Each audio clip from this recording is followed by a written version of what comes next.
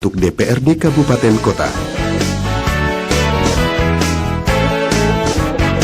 Selanjutnya, cobloslah 4 jenis surat suara yang Anda terima di bilik pemberian suara, jenis per jenis. Kita pilih wakil rakyat anggota DPR, DPD, dan DPRD. Cara mencoblos surat suara DPR dan DPRD adalah coblos 1 tanda gambar partai dan 1 nama calonnya di dalam kotak yang disediakan. Pencoblosan surat suara DPR dan DPRD tidak sah jika 1. Pemilih hanya mencoblos nama calon tanpa mencoblos tanda gambar partai yang bersangkutan.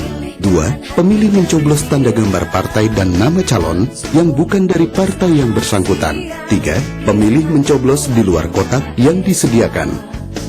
Pencoblosan surat suara DPD adalah coblos 1 foto calon di dalam kotak yang disediakan.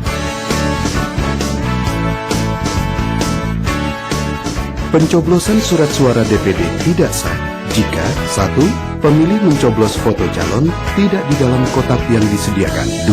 2. Pemilih mencoblos lebih dari 1 foto calon.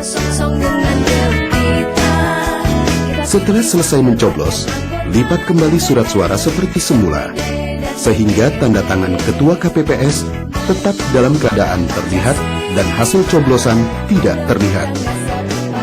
Setelah selesai dilipat, masukkanlah surat suara ke dalam kotak suaranya masing-masing.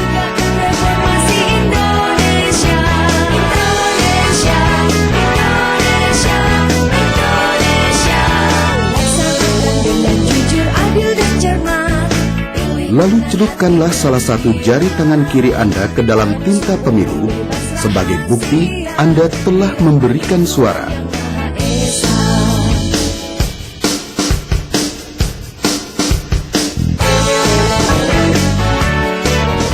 Anda telah selesai melakukan pencoblosan di TPS.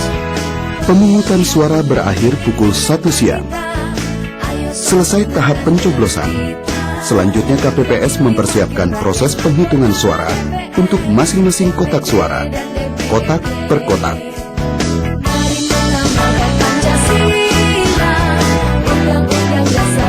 Anda dapat berpartisipasi sebagai saksi dalam proses penghitungan suara ini. Hasil penghitungan suara dalam bentuk berita acara yang ditandatangani oleh Ketua KPPS dan 2 anggota KPPS dapat juga ditandatangani oleh saksi yang hadir. Selanjutnya dimasukkan ke dalam sampul dan disegel untuk diserahkan ke PPS.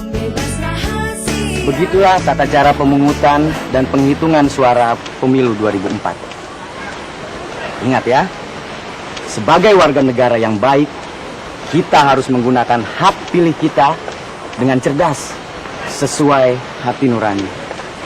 Itu kalian dengar.